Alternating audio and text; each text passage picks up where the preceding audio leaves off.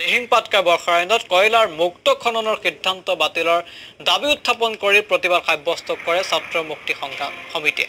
ডিব্ৰুচৈখোৱা ৰাষ্ট্ৰীয় উদ্যানৰ ৭টা স্থান অইলৰ খননৰ অনুমতিও বাতিলৰ দাবীত হাতে হাতে প্লেকাৰ্ড লৈ প্ৰতিবাদত নামিল ছাত্ৰ মুক্তি সংগ্ৰাম সমিতিৰ লগতে কেইবাটাও সংগঠনৰ নেতাকৰ্মী।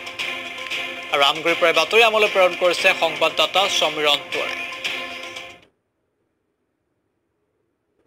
জনাব বিচাৰিছো যে যি হৃদপিণ্ড স্বৰূপ দিহিং পাটকাই বৰ্ষাৰণ্যখন কয়লা খননৰ বাবে যি অনুমতি দিছে সেই অনুমতি চৰকাৰে বাতিল কৰক আৰু লগতে 2.7 লাখ জোপা গছ কাটি যি দিবাং জলবিদ্যুৎ প্ৰকল্প তেওঁলোকে গঢ়িব খুজিছে সেয়া বাতিল কৰক আৰু ডিব্ৰুচৈখোৱাখন ৰাষ্ট্ৰীয় উদ্যানৰ যি ৰাষ্ট্ৰীয় উদ্যানখন যি তেওঁলোকে খনিজ পদাৰ্থ খননৰ বাবে যি অনুমতি প্ৰদান কৰিছে সেয়া বাতিল কৰক। লগতে অসমৰ 8খন তৈলক্ষেত্ৰ যি লাভজনক তৈলক্ষেত্ৰ এখন চৰকাৰে ব্যক্তিগতকৰণ কৰিছে সেই সিদ্ধান্ত চৰকাৰে বাতিল কৰক।